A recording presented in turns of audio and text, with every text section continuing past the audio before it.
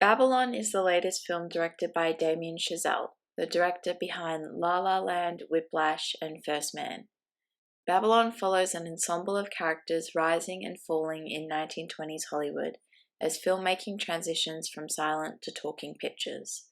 I'm glad I knew very little about this film ahead of time, and maybe that's in part thanks to the strange marketing for this movie, because I went in cold and as a result felt like I was visually assaulted for 3 hours. Babylon, in one word, is indulgent. It's indulgent with its time, its visuals, its characters, and its story. At times, it's often overwhelming and uncomfortable, like a roller coaster you're dying to get off of. But when it's in its groove, it's electric. So engaging and enthralling, it reminds you of exactly why you go to the cinemas and watch a film on the big screen. Once you relax into the crazy and stop questioning it or resisting it, it becomes such a fun watch. The production design and cinematography are glorious. There is not a single shot that is boring or uninteresting, and the acting and the score are just bouncing off the walls. Diego Calva is a phenomenal actor, and I want to see more of his work. The film is unapologetically excessive, with a ferocious passion in the film that we've now come to expect from Damien Chazelle's work. It's a side note, but it's so interesting to see how his films Babylon, Whiplash, La La Land, and First Man are all essentially about the same thing.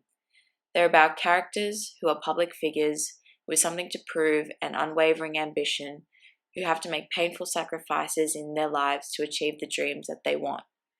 For the characters in Babylon, it's becoming a star and being part of something greater than themselves. The film is a love letter to cinema, and you see it and feel it all throughout the film. You see it in the plot and the story and in the homages to films past. There's the obvious homages to old Hollywood classics and icons such as Singin' in the Rain and Anna May Wong, and you see similarities to newer films such as Peter Sellers' The Party, The Great Gatsby, Boogie Nights, and so much more. And then there's that end scene. Can we talk about that end scene? I won't lie, walking out of the cinema, I was really stunned by the ending. You just spent 3 hours being locked in this glamorous world of 1920s Hollywood, and then all of a sudden you're seeing a montage of movie history and a clip from Avatar? I can say that I understood it, but I don't know if I liked it. The final third of the movie was also a bit tiring for me. I'm not used to watching 3-hour movies in the cinema, and once we got to the scenes with Tobey Maguire, I was getting very restless. I know that the film is quite loose and meandering, but I really felt the runtime until that very last scene, and then I just felt weird. But overall, this was a fabulous film that had me hooked and immersed in a world of crazy. If you're a lover of films, and particularly films about the films, and more importantly, down to sit through a 3-hour film that basically screams in your face the whole time, it's well worth a watch.